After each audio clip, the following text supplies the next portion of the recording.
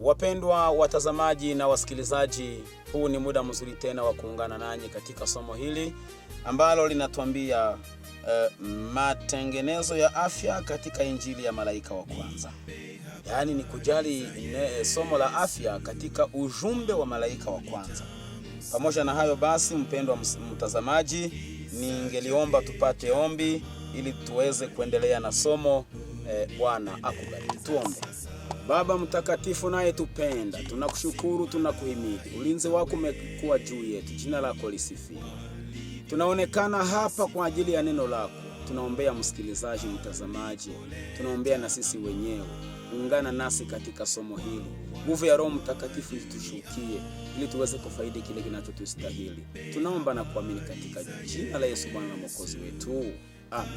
Kama vile kawaida ya watu wa Mungu, tunaendelea na somo letu bila ya kuchelewa ambalo linatuambia matengenezo ya afya na injili ya malaika wa kwanza. Matengenezo ya afya na injili ya malaika wa kwanza. Injili ya malaika wa kwanza tunaisoma katika Ufunuo wa Yohana 14 aya yake ya 6 na kuendelea.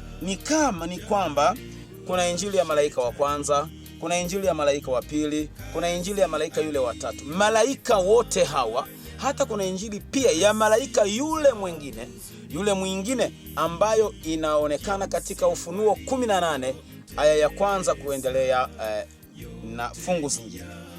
Ni somo la matengenezo ya afya. Kuna matengenezo na pia kuna afya. Kuna pia injili, kuna malaika wa kwanza, wa pili, wa tatu. Lakini hatutachakanua au kuchambua kila jambo, bali tunakualika tuone afya zetu, miili yetu, nafsi zetu, na ujumbe wa malaika wa kwanza katika siku hizi zetu za mwisho. Barikiwa sana basi. Ni kujali somo la kiasi, yaani matengenezo ya afya katika wakati wetu wa mwisho. Neno linasema, kisha nikaona malaika mwingine akiruka katikati ya mbingu, mwenye injili ya milele, awahubiri hao wakao juu ya nchi, na kila taifa na kabila na lugha na jamaa, akisema kwa sauti kuu, mcheni Mungu na kumtukuza, kwa maana saa ya hukumu yake imekuja. Msujudieni yeye aliyezifanya mbingu na nchi na bahari na chemchem za maji. Huyo ni malaika wa kwanza. Alifuatwa na wa pili ambaye alitangaza anguko la Babeli. Wa pili alifuatwa na malaika wa tatu ambaye alitangaza kujihadhari na mnyama na sanamu yake. Mambo yaliendelea katika kitabu cha Ufunuo, hayatoshi mpaka malaika mwingine wa Ufunuo 18 akaonekana akishukia ulimwengu. Dunia yote ikaangazwa na utukufu wake. Labda ukiwa na nafasi, huu unaweza kuwa ni muda mzuri sana, sababu watu wengi huwa wanafikiri ya kwamba mambo ya kiroho yako yanakaa kivyake na mambo ya kimwili nayo yanakaa kivyake. Lakini hapana, kile ambacho kina asili mwili kina asili pia mambo ya kiroho. Sababu gani? Neno la Mungu katika nyaraka za Paulo wa Korinto 3:16 ametuambia ya kwamba miili yetu ni hekalu la Roho Mtakatifu. Miili yetu ni hekalu la Roho Mtakatifu.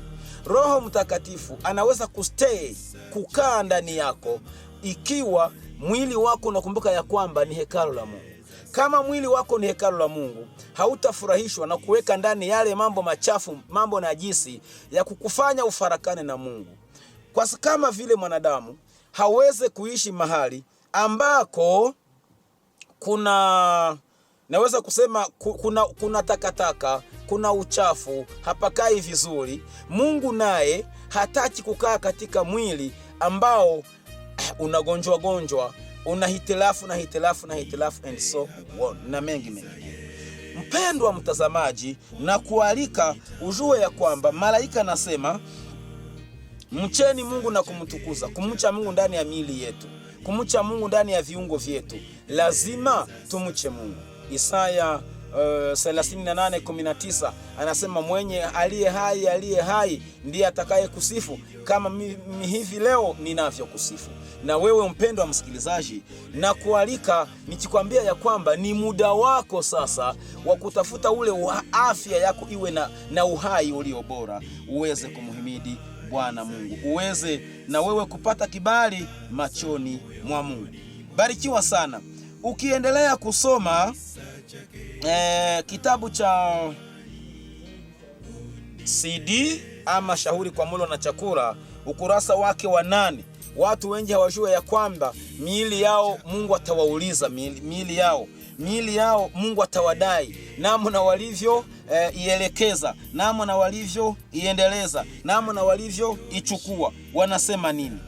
Ukurasa wa 8 ni paragrafu ya 9 kwa Kiingereza. Paragrafu ni moja kwa Kiingereza hata na kwa Kifaransa. Kwa hakika ni dhambi, Shauri kwa Mulo na Chakula, CD, Council of Diet and Food. Wanasema kwa hakika ni dhambi kuvunja sheria za miili yetu kama ilivyo kuvunja amri 10. Unaona? Kwa hakika. Wanasema verily au en vérité ni dhambi kuvunja nini? Kanuni, sheria ya miili yetu kama ilivyo kuvunja amri 10. Lakini tukitembea polepole, tukienda polepole, watu wengi huwa hawafikiri jambo hili. Wanafikiri wakiimba vizuri, wanafikiri wakivaa vizuri, wanafikiri hata wakijenga majengo vizuri, nayo ni halali. Wanafikiri hata yani akifanya biashara na kupata pato na kufanikiwa basi yanatosha. Lakini la, neno la Mungu linatuambia nini? Miili yetu ni hekalu la Mungu. Kuvunja sheria za miili yetu ni dhambi kama kuvunja amri ngapi? 10, 10 commandments. Kwa hiyo wanasema wale wanaoasi sheria ya Mungu katika miili yao watakuwa wamejiweka katika uvunjaji wa sheria ya Mungu iliyotangazwa kutoka katika mlima wa Sinai. Wale wanaovunja amri ya Mungu, wanaovunja asi sheria ya Mungu katika miili yao, watakuwa wamevunja sheria ya Mungu iliyotangazwa katika mlima wa Sinai. Mwokozi alionya wanafunzi wake ya kwamba punde kabla ya kuja kwake mara ya pili hali ya mambo ingeonekana kuwa sawa kabisa na ile iliyotangulia gharika. Kula na kunywa kungelifanyika kupita kiasi na ulimwengu ungelishitoa katika anasa. Hali hii ya mambo inaonekana katika wakati huu.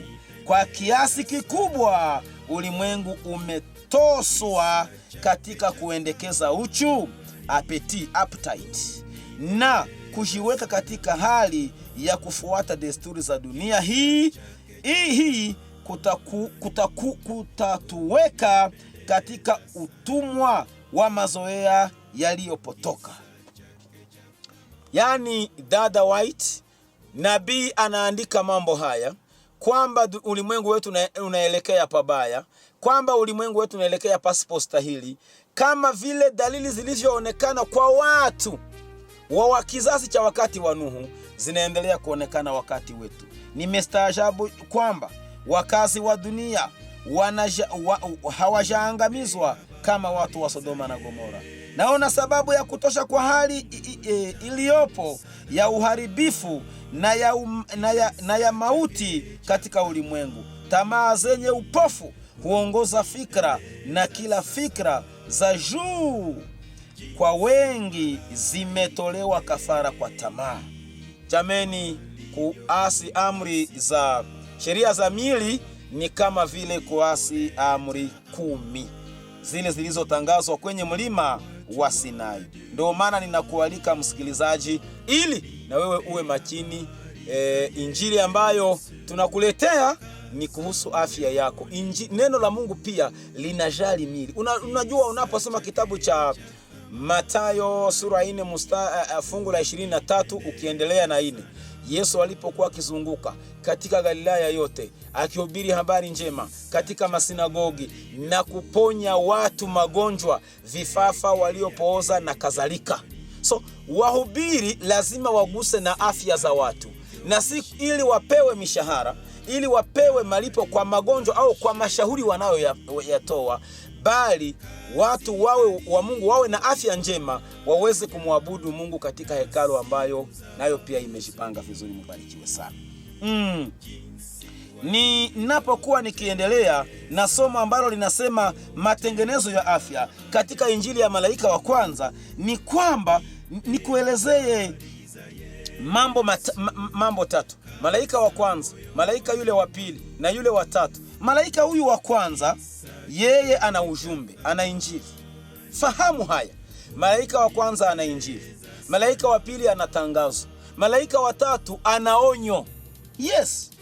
Malaika wa tatu ana onyo. Malaika wa tatu ni tangazo. Nikwambia Babeli umeanguka. Wa tatu anakuonya. Wa kwanza ana ujumbe. Injili gani? Mcheni Mungu na kumtukuza. Mcheni Mungu katika nafsi zenu. Mheshimu Mungu katika mwili wako. Na haiwezekani umheshimu Mungu kichwa kinauma, kifua kinauma, mgongo umekatika, mabega hapana hayafanye kazi, mikono haigunjwe na kugunjua, hata na kutembea ni problem, kuikala ni shida, kukaa ni shida. Yani kila exercise kila zoezi ambalo unaweza kulifanya linakuwa mzigo kwako. Hapana. Neno la Mungu linasema ya kwamba malaika wa kwanza ana injili, wa pili ana tangazo, wa tatu ana onyo. Sasa katika malaika wa kwanza, mcheni Mungu na kumtukuza. Mungu atukuzwe katika nafsi yangu na yako, mpendwa msikilizaji. Nikiwa ninaenda haraka sana sababu somo la afya huwaga pana. Nikienda notabene, unapokataa mambo ya kiasi, somo la afya, kusema ukweli, moja kwa moja umepiga marufuku injili ya malaika yule wa kwanza. Do you understand? Unanifuata vizuri? Unapopiga marufuku, unapopinga somo la matengenezo ya afya, unasema wewe utahubiri tu, lakini afya yako ukila, ukinywa, yani unashitawala tu. Sio kushitawala, unatawaliwa na tamaa. Papo hapo umepinga moja kwa moja injili ya malaika yule wa kwanza. Hauna hiyo injili, haumtukuze Mungu. Na unapopinga injili ya malaika wa kwanza, amri 10 za Mungu umepiga marufuku. Na kama hauna amri 10 za Mungu, government ya mbinguni, hauna mahusiano na government ya mbinguni. Sema serikali ya mbinguni, wewe huendeshani nayo. Jali sana afya yako. Because Isaiah 38 verse 19 amesema aliye hai, aliye ndiye atakaye kuhimidi.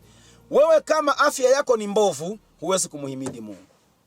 Tuendelee mbele kidogo mtazamaji. Kwa hiyo lazima tupewe utakaso tunapokisoma kitabu. Yesu alisema lazima tutakaswe. John 17:17. Anasema nini? Yohana 17:17. Mtazamaji, twende pamoja kwa somo hili. Uwatakase kwa kweli. Neno lako ndilo kweli. Sanctify them through your truth. Your truth, your word is truth. Wanasema uwatakase kwa kweli. Neno lako ndilo kweli. Tunahitaji kutakaswa. Tunahitaji kutakaswa. Wale ambao wametakaswa ndo watamuona Mungu. Wale ambao hawatakaswa kamwe hawatamuona Mungu. Ndiyo, wale ambao hawatakaswe hawawezi kumuona nani? Hawawezi kumuona Mungu. Ndiyo. Neno la Mungu linatuambia hayo yafuatayo. 14 ni hichi kitabu kinasemaje? Ndiyo. Waebrania 12:14. Follow peace with all men. Tafuteni kwa bidii kuwa na amani na watu wote, na huo utakatifu ambao hapana mtu atakaye muona Bwana asipokuwa nao. Uwatakase kwa kweli. Your word is truth. Watakase kwa kweli. Neno lako ni kweli. Tafuta kutakaswa. Na hakuna mtu anayeweza kumuona Mungu bila kuwa na huo utakaso. Sasa kama mwili umegonjwa, kichwa kina kizunguzungu, yani kina kizunguzungu, hata moyo haudundi vizuri, stomach, mfuko wa chakula haufanye kazi vizuri, kumbukumbu limeshaenda, yani hakuna hata uchu wa chakula, tafuta utakaso wa moyo na utakaso wa mwili. Bila huo utakaso, you cannot see God in his glory. Kwa hiyo hauwezi kumuona Mungu katika utukufu wake. Kwa hiyo sasa tunatakaswa kwa njia tatu, kwa aina tatu. Tunatakaswa kwa damu ya Yesu. Say amen. Sema amen. Tunatakaswa kwa damu ya Yesu mwana kondoo, Yesu mkombozi wetu, Yesu mwana wa Mungu, Yesu Bwana wa amani, Yesu aliyetufia msalabani. Tunatakaswa kwa njia kwa damu ya Yesu. Tunatakaswa kwa neno lake, neno la Mungu, maandiko matakatifu yanatutakasa. Na njia ya tatu, tunatakaswa na Roho Mtakatifu, mtani uarazi. Njia ya ine, tunatakaswa na kiasi, kiasi. Tukiwa na kiasi, kiasi kinaleta nguvu, kinaleta afya, inaleta nguvu ndani ya afya yetu. Ubongo, ini, moyo, viungo, mifupa, mishipa, vinyweleo vya mwili, misuli vinapopata kiasi, maradhi au magonjwa yanapona, maumivu yanafukuzwa. Ndiyo, hafu unafikiri vizuri, unapolala unapata usingizi, unaposoma Biblia unasikia, unapoenda kanisani hautasinzia. Unaona kwamba kiasi nacho kinatujenga. Kwa njia ine tunatakaswa. Nitarepeat, je répète encore, nitarudi ndani mara tena.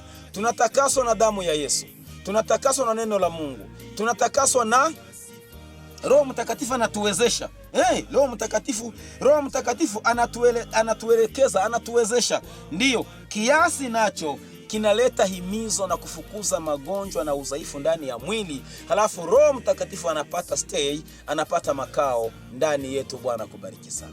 Ni somo ambalo linaitwa ni kiasi, matengenezo ya afya katika injili ya malaika yule wa kwanza. Barikiwa sana. Tunasonga mbele. Ninapoendelea kusoma hiki kitabu, ni paragrafu ya 62. Nisome hiyo paragrafu inaniambieje. Hiki kitabu ni paragrafu ya 62 CD. Shauri kwa mulo na chakula. Inasemaje? Hii paragrafu naomba uifuate kwa makini, mpendwa msikilizaji. 62 wanasema athari juu ya utambuzi na maamuzi. Mtu tuendelee kidogo. Athari juu ya utambuzi na maamuzi. Chochote, paragrafu ni moja kwa Kifaransa na kwa Kiingereza ni 62. Chochote ambacho hupunguza nguvu za mwili, ndiyo hupunguza akili. Chochote ambacho hupunguza nguvu za mwili hupunguza akili. Akili yako kitaka iwe duni, iwe kiwango cha chini, wewe usiijali, lakini nakualika kuijali. Wanasema kinachopunguza nguvu za mwili huzoofisha akili na huifanya iwe na uwezo mdogo wa kupambanua kati ya haki na ovu. Unaona, mambo ya afya, mambo ya kimwili yanaendeshana kumbe na mambo ya kiroho. Akili zikipunguza, yani ukila vibaya, chakula kama hakitafanya tumboni, stomach haikuyeyusha, mfuko wa chakula haujayeyusha chakula vizuri, unaona ubongo hautafanya vizuri. Kama ubongo haukufanya vizuri, usiniambie moyo ndio utadunda na kupiga vizuri. Kama moyo haupige vizuri, ini hazitakosa kuathirika, kuambukizwa. Kwa hiyo nifuate kwa somo hili utafaidika. Wanasema hivi, tunakuwa na uwezo mdogo wa kuchagua mema na kuwa na nguvu kidogo ya kupenda kufanya kile tujuacho kuwa ni haki kwa ajili ya kupunguza nguvu za mwili. Nguvu za mwili, kuisaga chakula, kuvumilia somo la mwalimu liishe, ndiyo kusimama muda mrefu, kuanza kuambiliwa maneno mabaya au unajibu maneno mazuri. Nguvu zikapungua, hautajua kuchagua kati ya jema na baya. Na mpaka hapa watu wengi katika imani zao wanashindwa kuchagua yaliyo mema na yale yaliyo mabaya. Wanaamini kiholela wanavyotaka. Ndio maana kitabu kinatuambia ya kwamba kila kitu chochote kinachopunguza nguvu za mwili huzoofisha akili. Unataka akili yako iwe imezoofika? Hapana. Naomba basi tuende mbele ili kuendelea kufidia mida yetu. Ni kwamba chochote ambacho kina asili nguvu za mwili kinazoofisha akili. Ndio maana nakualika uendelee kuwa chonjo. Habari juu ya utambuzi umeisikia tayari. Ni kama mtu anapo, kwa mfano, kuzoofisha mwili, unapo kula chakula cha jioni, lazima kabla ya kulala uwe umekaa angalau masaa 3. Uwe umekaa baada ya chakula cha jioni, kiliwe nacho kama umechelewa iwe saa 11, ili saa 12 liwe saa 1, saa 1 iwe saa ya pili, na saa 2 iwe saa ya 3. Masaa 3 before ulale, kabla ulale. Na ulale saa 3, usilale saa 4, sababu mwanadamu lazima alale saa 8, inatokana na umri, au saa 9. Masaa 8 au lala saa 9, masaa 9. Ndio ili uwe umepumzika na mwishowe asubuhi utaamka vizuri. So kama unalala sasa, unakula chakula cha saa 2 za usiku, saa 1 za usiku, saa 2 za usiku, saa 3 za usiku, unaenda kitandani na bado tumbo lina shibe, limefura, unaasili viungo ambavyo vifuatavyo. Kuna viungo vinavyoathirika unapolala na chakula na bado chakula kimo tumboni. Kiungo cha kwanza kinachoathirika ni mfuko wa chakula, stomach. Ukilala na chakula bado hakijayeyushwa, ndiyo fahamu ya kwamba kitaganda mgando wa chakula tumboni. Na mgando wa chakula ukiwa tumboni, basi kiungo cha pili kinachoathirika ni ini, liver. Ini au maini kwa Waswahili wengine. Maini inaathirika, na tena kubali ya kwamba uniue razi nikwambie vizuri ama nikueleze vizuri. Viungo vinaathirika wakati mtu anamaliza kuchukua chakula, before eating, baada ya kula tu unaenda kitandani. Kiungo kingine kinachoathirika ni ubongo. Tulalapo inabidi ubongo uwe umepunguziwa mizigo. Tulalapo inabidi brain yetu iwe imepunguziwa mizigo. Notre cerveau, huo ubongo wetu lazima mizigo iwe imepunguza. Ndiyo, yaani kazi ya ubongo iwe imepunguzwa, sababu ubongo huwa hulali. Ndiyo, unabaki tu na kazi 3. Unabaki na kazi ya aina 3. Basi, ndiyo, ni kama nayo ifuatayo tu, ni mwendo wa damu, ni kuongoza moyo, hata na kuongoza mafafu. Bongo, wewe unapolala, lazima mizigo ya ubongo iwe imepunguzwa. Ubongo unabaki na kazi ya aina 3. Ni mwendo wa kuongoza moyo, ndiyo, na mwendo wa damu, ndiyo, halafu na nini? Na kusaidia mapafu. Pumo, mapafu, Waswahili wengine ni mafafa. Kwa hiyo basi, hebu nikwambie ya kwamba ndio maana unapolala papo hapo, quotation imetuambia kila udhaifu wa mwili unadhoofisha akili.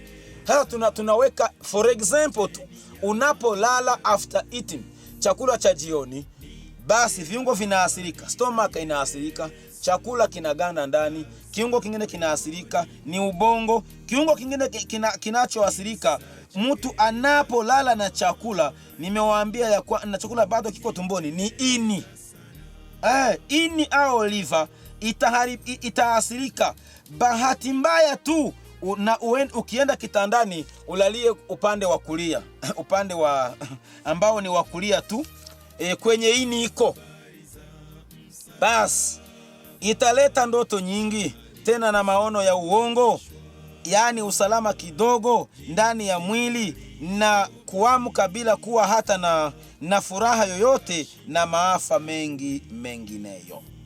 Yaani unapolala papo hapo baada ya kula, viungo vya mwili vinaathirika, na kikiwemo kiungo cha ini. Na ukienda kitandani, chakula shibe lipo tumboni, kwenda kulala, unalala upande wa kulia. Ukilala ule upande wa kulia, basi inaliharibu ini, inaleta ndoto mbaya, maono ya uongo, kuamka bila wewe kuwa na furaha, halafu na hitilafu zingine na maafa mengine hayo. Ndio maana kitabu kinaitwa Mind, Character and Personality chapter 41, ukurasa wa 41. Hiyo page ni 385.1 Kiingereza. Brain must be healthy. Lazima ubongo uwe na uhai. Ubongo uwe na uhai, ndio hivyo wanasema. Wanasema the brain is the organ and instrument of the mind and controls the whole body. Ubongo ni kiungo na chombo cha akili na hudhibiti mwili mzima. Ndiyo. In order for the other parts of the system to be healthy, the brain must be healthy. Ndiyo. Ili sehemu zingine za mfumo au za mfumo ziwe na afya, lazima ubongo uwe na afya. Say amen. Sema amen. Kama ubongo wako hauna sante, hauna hauko healthy, hauna afya, basi ni shida. Wanasema lazima uwe na afya. And in order for the brain to be healthy, the blood must be pure. Ili ubongo uwe na afya, lazima damu iwe safi. Si ndio? Ili ubongo uwe na afya, lazima damu iwe safi. Twende. If by correct habits of eating and drinking, the blood is kept pure, the brain will be properly nourished. Ndiyo. Na ikiwa kwa mazoea sahihi, mazoea mema au bora ya kula na kunywa, damu hutunzwa kwa usafi, ubongo utalishwa ipasavyo. Bwana sifiwe sana.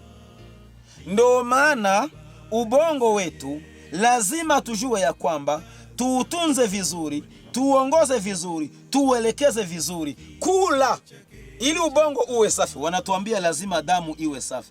Damu inatoka wapi? Ndani ya chakula tulato. Wewe hula nini? Unakula nini kwa meza yako? Ni somo la afya jamani. Chakula lazima kiwe na mambo angalau 6. Twende haraka. Kiwe na maji, proteins, vitamins, madini, mafuta na kadhalika. Chunguza baba, chunguza mama, nini unakinunulia nyumbani ili unanunua nini, unakibai kama chakula? Mama, nini unapika, unaandaa jikoni kama chakula cha kuulisha mwili? Mengine mtayafuata. Proteins au protein. Hizi proteins mwanamke anayenyonyesha anazihitaji 60%. Mama anayenyonyesha anazihitaji proteini 60%. 60%. 60.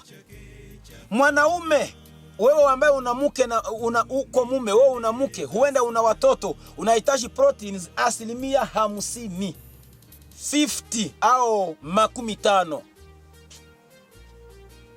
Vijana, mnahitaji proteins ndani ya chakula chenu 55, 55, 55.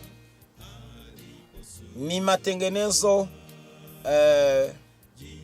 ya afya zetu, ni afya zetu katika Injili ya malaika wa kwanza ambaye anasema mcheni Mungu na kumtukuza. Mungu hawezi kuabudia ndani ya hekalu ambalo ni bovu. Na hekalu hilo ni mwili wako. Ndio maana tunashikita kwa somo la afya. Kama unataka kuelewa, karibuni sasa. Ndio chini wanasema ya kwamba kwa mfano ukipika viazi Ulaya, ukipika viazi Ulaya, pomme de terre kwa Wafaransa, viazi Ulaya, ndio una cabbage au chou, cabbage na nyanya au tomate. Sikia, viazi Ulaya vina proteins ni 2% tu. Halafu cabbage ni 0.5 au vipande 5. tomato au nyanya ni 2.5. Jumuisha pamoja utapata 5. Na proteins tunazozihitaji kwa kutwa moja au kwa journée moja, kwa kutwa moja ni 52.5. So kasa wewe umepika viazi Ulaya, umeweka cabbage, umeweka nyanya, yote pamoja ni 5. Na hicho chakula ukikiona kwa meza ni chekunda kabisa. Kiwango cha chini sana. Proteins kiwango hiki ni chini. Inabidi uelewe unapika nini, unakula nini. Hapana kula tu kwa sababu ni kitamu chakula. Hapana. Ingia ndani ujue kuna nini, uende kwa jiko. Yes. Ukiishi kwa mlo kama na huu, kiwango cha damu yako cha proteini kitakuwa chini, na ni uchafu ndani ya mwili, ni uhaba ndani ya mwili. Hautapata ndani mavuno ya sante, ya health, ya afya njema. Lakini mfano ukichukua mchele katika proteins una 8 hadi 12. Ukichukua maharagwe ndani ya proteins yana 18 hadi 20, 18 hadi 20. Ukichukua lenga, sijui mnazihitaji huko kwenu, ni hizi mboga tu za majani, lenga zina 0.5. Yes. Ukichukua kalanga uweke ndani, kama ni wengine wanaita chonga, huo unga wa kalanga ambazo zimesajiwa, zimetwangwa. Yes. Au zinakuwa na 26 hadi 36. Hicho chakula ukijumuisha sasa, viwango vitafika huko ndani ya 50 na kwa siku. Yaani kwa mlo wa kutwa. Proteins zinahitajika sana ndani ya watu. Kazi ya madini ndani ya chakula ni kwa sababu chakula lazima kiwe na madini. Kazi ya madini, kazi yake ni kushikanisha misuli. Kazi ya madini ishikanishe misuli vizuri. Misuli pia na viungo viweze kushirikiana. Ndo kazi ya madini ndani ya mwili wa mtu. Pia kumbuka ya kwamba mboga zina madini, lakini usizioshe, yani uzioshe kabla haujazikata. Osha mboga kabla haujazikata mama. Msichana unayenipata au wewe mpishi yeyote kama mwanaume, osha mboga before uzikate. Baada ya kuzikata hakuna kuosha. Ndio hivyo wanasema basi kabla ya kukata. Na wakati unapomaliza kuzikata usimwage yale maji yake. Hapana, yatunze vizuri. 3, usizipike kwa kiwango cha kufuka cha kupindukia, cha kuivisha sana kiwango chake. Hapana, si vizuri. Kwa hiyo kubali ya kwamba somo la afya lazima tujifunze upishi na kupika. Wanapika namna gani katika matengenezo au katika Ukristo? Lazima uelewa upande kiwango cha juu sana. Ukila ugali kwa mfano kila siku bila kuchanganya na nafaka zingine, utakuwa unachangamkia na visivyo changamkiwa au na visivyo stahili. Lakini ukichanganya ugali, ukiweka ugali kwenye ugali, halafu unaleta ugali wa unga wa mahindi, unaweka ngano, unaweka wimbi, hapa utakuwa ukiongeza GB za savoni za brain yako. GB za brain yako, za cerveau yako. Utakuwa ukipanua uwezo wa kustahimili, kuvumilia, patience, perseverance au patience. Utakuwa unaongeza GB za ubongo wako zikiwa zimepanuka. Jameni, ndio maana nakualika katika somo hili la kiasi, lazima ujipange mpendwa wa msikilizaji na mtazamaji, sababu Mungu anataka afya zetu ziwe zimejengwa na vile tulavyo. Hapana kula chakula sababu ni kitamu bila kujali kinaletea nini mwili wetu. Tujaribu basi kuingia hatua ya watu wamekula vibaya, watu wamekunywa vibaya, watu wameenenda visivyo na wakashikwa na maradhi wakagonjwa. Kwa hiyo kukwambia usile hiki, usile vibaya, kula vibaya ni kula vyakula ambavyo havina maji tosha, havina proteins, havina mafuta, havina madini na kadhalika. Au ni kula chakula sababu ni kitamu. Hiyo hairuhusiwi. jifunze kila kitu, na somo hili moja haliwezi maliza mambo yote. Ndio maana na kutahidi msikilizaji, ili na wewe uweze kujipanga vinavyostahili mwili wako. Bwana kusaidie sana. Sasa kama mtu anakula mafuta jioni, chakula cha jioni, cha usiku, anaenda kulala, mfuko wa chakula kinagana ndani ya stomach, ndoto zinakuwa mbaya, ini inaasirika, moyo unaambukizwa, bawasiri. Wengine wanagonjwa bawasiri. Sababu gani? Haya magonjwa ya bawasiri huwa yanawa attack, yanawakabili watu ambao hutumia chakula cha mafuta every time. Kwa mida yote, kwa milo yote ni mafuta, ni mafuta, ni mafuta. Na wengine wanayatumia ni chakula cha usiku, tumbo halijayeyusha au mfuko wa chakula haujayeyusha chakula vizuri. Bawasiri ina attack, au kwa wengine ni hemorrhoid. Kama moyo wako una shida au una shida ya bawasiri, unaweza kusaidika kwa jambo lifuatalo. Katakata limau, kitunguu maji, weka epo moja pome, epo moja, weka tango moja, halafu weka 5 spoons, vijiko 5 vya nini. Kwa wale ambao lakini hawana shida ya moyo, ndio wataweka spoon honey ni asali. Yes, kwa sio asali ambayo nataka kusema, vya olive oil. Kwa wale ambao hawana shida ya moyo, ndio hivyo nakwambia. Katakata limau, kitunguu maji, epo moja, tango moja, vijiko 5 vya olive oil kwa wale ambao hawana shida ya moyo. Ndio. Halafu basi weka hani au asali, changanya, kula hivi. Tumia kanuni hii kwa siku 7. Ukiwa una shida ya moyo, moyo wako utakuwa vizuri. Ukiwa una shida ya bawasiri au hemorrhoid, hiyo shida itapungua. Kwa hao ambao wana shida ya bawasiri, chukua honey pure, asali pure, asali nzuri ambayo si mfano wa asali. Chukua hiyo asali, weka kwa chupa ndogo tu au uhifadhi vizuri. Wakati unaenda toilet, choo kikuu, baada ya kumaliza choo na baada ya kujitengeneza, chukua asali ndogo upake huko chini, huko ambako kuna shida ya bawasiri. Ufanye hivyo taratibu, bawasiri itapona. Na bawasiri ni magonjwa ambayo huwa hayasikii tiba haraka, ndio maana usichoke, utapona kabisa. Ushuhuda upo. Bwana kubariki sana. Tumia kanuni hii kwa siku 7, ndiyo mfululizo. Tena ukiwa na shida ya moyo, wewe si siku 7 tu, bali endelea hadi siku 30. Tena hizi siku 30 si mfululizo, utakuwa ukiruka siku moja. Tumia leo, kesho yake, jambo hili litakusaidia sana. Ndiyo kabisa, nafikiri ya kwamba tunasonga mbele kwa somo letu. Sikia, utatambuaje kama moyo wako una shida? Moja, utakuwa na matatizo ndani ya mishipa ya shingo, kengele ndani ya masikio, kengele masikioni. Ndiyo, wengine watajihisi kengele ziko kwa masikio, wajihisi kengele fujo kwa masikio. Wengine kifua kitakuwa kizito, wengine watakuwa na kushtuka ovyo, wengine watakuwa na kuhema, kupumua kwa shida. Hiyo yote, wengine kukaa unajihisi unyoshe miguu. Hiyo yote ni shida, moyo haufanye kazi vizuri. Unajihisi unyoshe miguu. Wengine kusikia ganzi zimekushikashika. Ndiyo, ganzi ni kama zimekushika. Wengine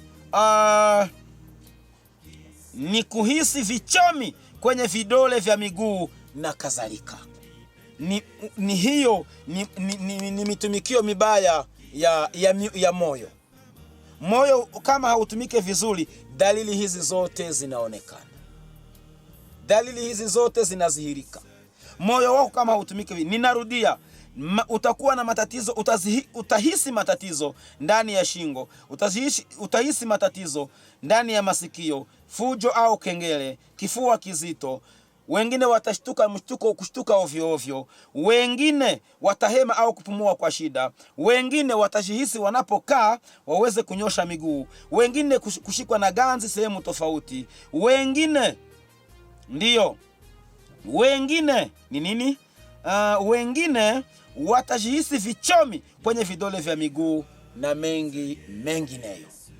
Hizi zote na zingine ambazo hatutaje, ndugu msikilizaji, ni dalili za kukuonyesha kwamba moyo wako una shida ya moyo. Ndio hivyo. Kwa mfano kama moyo una maji, unaweza kutumia pemba mara nyingi. Unaweza tumia pemba ya mfinyanzi, ndiyo. Pemba ya mfinyanzi, chukua, changanya na maji safi, bandika kuanzia hapa kwenye mabega, shusha hadi chini kabisa kwenye mgongo, shusha hadi chini. Muda gani? Muda wa siku 10 hadi siku 30. Narudia, ni pemba ya mfinyanzi, changanya na maji safi, bandika hapo kuanzia kwenye mabega, shuka hadi chini. Utaweza hapa kwenye naweza kusema ni hapa kwenye mgongo unaanzia, ndiyo kabisa. Unaweza kuwa unasaidia moyo wako, na yale maji mwishowe yatatoka. Kwa wale ambao si sana hauwakabili sana, ni siku 10. Kwa wale ambao wamekuwa mahututi sana, ni siku hadi siku 30. Hii pia ni dawa ya kuteguka. Unajua watu wengine wanateguka. Hii pia kumbuka ya kwamba ni dawa, ni tiba ya kuteguka. Kama umeteguka, tumia hiyo, itakusaidia sana. Pia tafuta tiba nyingine ninayoweza kukuelezea mtazamaji, ni vidonge vya garlic, vidonge vya hai kwa Waswahili wa Faransa, vidonge vya hai. Garlic unaweza kuipata katika duka zinazouza dawa, duka zinazouzisha dawa. Hizo duka unaweza hivyo vidonge ni vidonge ambavyo ni vizuri sana. Unaweza kuvipata kwa duka zinazouza dawa kama Dynafarm ama sijue Greenwald. Hapo ukitafutia utapata na Mungu atakusaidia. Hebu nikwambie ya kwamba tunapoleta somo la kiasi, somo la afya zetu katika injili ya malaika huyu watatu, ni ili msikilizaji, mtazamaji, niweze kukuinua na kukuandaa, sababu Mungu hawezi kukufanyizia jambo ambalo wewe mwenyewe hutaki kujifanyizia. Mungu hawezi kukufanyizia jambo ambalo wewe hutaki kujifanyizia. Kuna ukurasa napenda nisome 427. Watu wengine wanasema ya kwamba hawataki mambo ya matengenezo ya afya. Wengine nilisoma ya kwamba hata na maombi yao Mungu hata yajibu. Wakiwa katika maombi wanaomba, Mungu tusaidie, fanya muujiza, tuponye haya maradhi, hizi shida. Mungu maombi hata yasikia. Ninasoma page 18, ni paragraph ya 29 CD. Wengi wametegemea kwamba Mungu atawaepusha na magonjwa, eti kwa sababu wamemuomba afanye hivyo. Mungu hatawaepusha na magonjwa kwa kuwa mumeomba eti pastor tuombee hivi. Mungu hawezi, haiwezekani. Wengi wanategemea kwamba Mungu atawaepusha na magonjwa eti kwa sababu tu wamemuomba afanye hivyo. Lakini Mungu hatajali maombi yao, kwa sababu imani yao haikukamilishwa kwa matendo. Mungu hatatenda miujiza kwa kuwaepusha na magonjwa wale wasiojijali wenyewe, lakini wanaendelea kuvunja sheria za afya na hawafanyi jitihada yoyote kuzuia magonjwa. Hauone? Ndio maana tunakufundisha, kama unataka afya yako iendelee vizuri, kama unataka bawasiri sipate nafasi, baridi yabisi au rheumatism au stomach, magonjwa ya mfuko wa chakula, kama unataka usiambukizwe, amka asubuhi, baada ya maombi ya asubuhi, tafuta maji ya moto unywe. Kuna watu ambao ni wapagani, hawataki hata kumuomba Mungu. Wamshukuru wanapoamka kama amewalinda katika usingizi wa usiku. Lakini kumbuka ya kwamba kuna wanaume na wanawake, vijana na wasichana, warembo, matajiri, wasomi, wenye nguvu na uwezo kama wewe, walienda kulala lakini waliamka ni maiti, wamekufa. Wewe unapoona unapata pambazuko, mshukuru Mungu. Baada ya maombi ya asubuhi, chukua maji moto, kunywa bila kusubiri kiu kije. Baada ya kunywa maji kwa dakika 40 ndio unaweza kukaribia meza, unachukua riziki yako ya asubuhi. Hapo ndo utakuwa umekinga magonjwa na utakuwa umetengeneza afya yako vizuri. La sivyo, ukila na unakunywa maji mezani, mwili wako unauharibu, hauutibu, hauujenge, bali unauingiza ndani sumu, unauingizia giza. Ndio maana anasema hivi, Mungu hatafanya hivyo na wao bila kufanya jambo lote. Mungu kwa imani hubariki jitihada zetu katika utunzaji wa afya, kisha atajibu maombi yetu. Sema amen, amen. Jali sana somo la afya.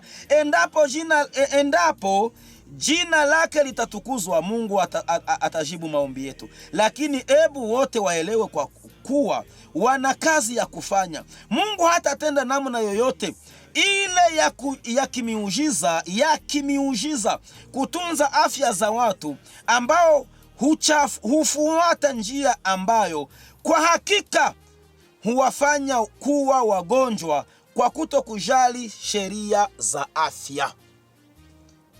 Mungu akusaidie sana. Ujali afya ya nani? Ujali afya yako. La sivyo, Mungu hata kutendea muujiza wowote. Jali afya yako. Hebu nikuletee paragrafu page ya mwisho 427 CD Councils on Diet and Food. Wanasema nini? Ni ukurasa wa 427, ni itakuwa ni paragrafu ya 784. 784. Somo la matengenezo ya afya liliwasilishwa katika makanisa, lakini nuru haijapokelewa kwa moyo. Hii ndio shida. Somo la matengenezo ya afya katika Injili ya malaika wa kwanza, ambaye anasema mcheni Mungu na kumtukuza, mtukuze katika mioyo yenu na katika miili yetu. Hili somo la matengenezo ya afya liliwasilishwa vizuri na wewe umelisikia leo. Katika masikio yako limeingia, lakini watu hawalijali. Wewe je? Eti siwezi kunywa maji na sina kiu. Ukinywa maji ukila ni kuharibu mfuko wa chakula. Maji yananywewa before 40 minutes twende mezani. Mbele ya dakika, kabla ya dakika 40 twende mezani. Ndo wanasema hivi, anasa za ubinafsi zinazoharibu afya ya wanaume na wanawake zimepinga mvuto wa ujumbe ambao ni wa kuandaa watu kwa ajili ya siku kuu ya Mungu. Anasa za ubinafsi. Unachanganya chakula na maji. Wengi stomaka zimegonjwa sababu wamechanganya chakula chao ni pilipili. Mezani wanaweka pilipili. Ukila pilipili utagonjwa magonjwa tangu kwa ulimi hadi kwenye mfuko wa chakula na hadi sehemu za kwenda chooni. Pilipili inachoma mfuko wa chakula, inachoma sehemu za shingoni za juu, inachoma kooni, inachoma mwanzo wa mfuko wa chakula, inachoma ndani ya mfuko wa chakula, inachoma matumbutumbu. Sio chakula cha mwanadamu, ni kuandalia viwanja kansa, saratani. So, wewe unasema huwezi pata uchu kama hujala pilipili, lakini inawezekana. Twende chini. Kama makanisa yanatarajia nguvu, yanapaswa kuishi ukweli ambao Mungu amewapatia. Kama washiriki wa makanisa yetu wanapuuza nuru ya somo hili, watavuna matokeo ya hakika katika kuzorota kwa vyote kiroho na kimwili. Haya maneno yanatisha sana. Ninarudi ndani. Makanisa yakipuuza, kama washiriki wa makanisa yetu wanapuuza nuru juu ya somo la matengenezo ya afya, watavuna matokeo. Utavuna tu. Wewe ndio utalala ukose usingizi. Wewe ndio sababu ukila mafuta kila jioni na unakula late, ukichelewa unaenda kulala usingizi, utakuwa umeharibika. Wewe ndio utaamka asubuhi mapema hauna furaha. wewe ndio utakosa appetite wakati wa kwenda mezani, sababu watu wamepuuzi somo la afya. Watavuna matokeo hakika katika kuzorota kwa vyote, kiroho na kimwili. Na mvuto wa washiriki hawa wazoefu wa kanisa utatia uchafu washiriki wapya wanaokuja katika imani. Jameni, haya maneno yanatisha sana. Ndio maana na kualika mtazamaji, msikilizaji, ujali somo la afya. Hakuna majibu ambayo yanaweza kupatikana sahihi ikiwa mtu hajali matengenezo ya afya. Basi katika somo ambalo litafuata tutajifunza mengine. Tuone tule sangapi, tuone tule lini, tule nini, tule kati ya mulo na mwingine. Lazima masaa yapite yawe 5 hadi 6 ndio utakubaliwa kuweka tena chakula kingine ndani ya stomach yako, ndani ya mfuko wa chakula. Lakini wengi baada ya lisali moja akila, akikutana sijue ni mandashi anatumia, sijue ni mahindi anatumia, sijue ni siagi au fromage kwa wengine anatumia. So bawasiri au hemorrhoid, hayo magonjwa ya bawasiri yanapata njia yanapata njia andalizi. Jameni, next time tuonane tena, lakini hili nalo ulijali, uwe umejua ya kwamba kumbe nikitaka afya yangu iendelee vizuri lazima nile vile vilivyo hai, na vyakula ambavyo ni hai ni vile ambavyo havijapikwa bado. So Mungu akubariki sana. Unapoamka tumia maji. Baada ya dakika 40 unaweza kupata chakula chako cha mchana, na ni vizuri sana kati ya mlo na mwingine yapite masaa 6. Kama unataka moyo wako usigonjwe, usiendelee kwa mtumiaji mafuta kila jioni.